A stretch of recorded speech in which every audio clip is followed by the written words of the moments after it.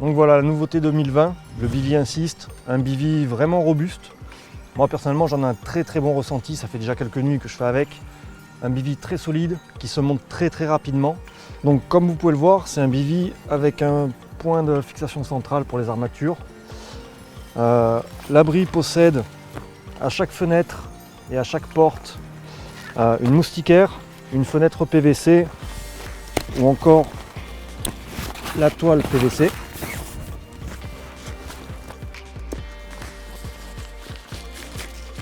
Il est muni de 2 points par velcro pour la fixation des cannes, livré avec les 2 mâts tempête, l'ensemble des sardines, le tapis de sol.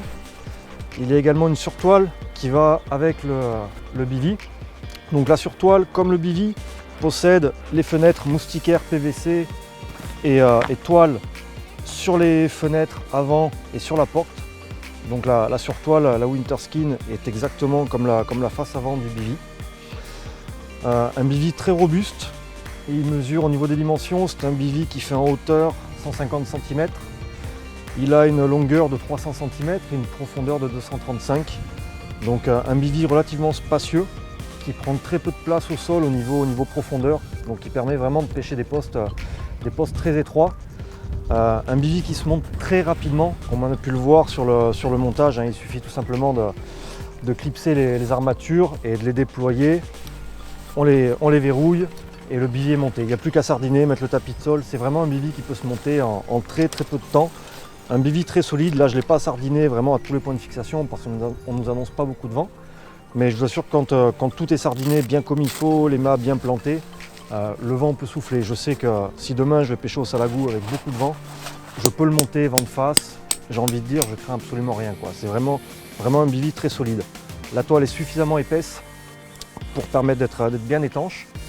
Et avec la surtoile en supplément, on gagne donc évidemment en étanchéité, mais également pour la condensation, pour les nuits humides, qui permet justement d'éviter d'avoir cette condensation intérieure.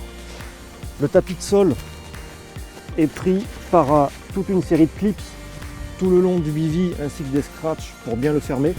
Donc tapis de sol relativement épais également qui permet de bien s'isoler par rapport au sol pour l'humidité, le froid, et donc qui permet d'être suffisamment solide pour pas non plus s'abîmer au moindre caillou et autres.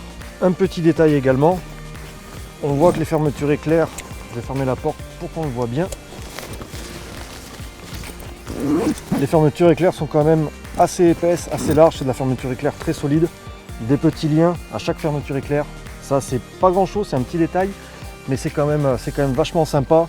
En pleine nuit, quand il faut ouvrir la porte vite fait, on l'accroche rapidement, on cherche pas à attraper la fermeture éclair.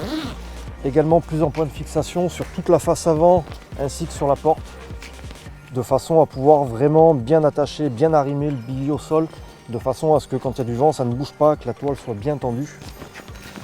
Comme vous pouvez le voir, pareil, donc la porte moustiquaire, PVC, pour les budgets moyens on va dire, un Bivy abordable et très solide, très bien fini.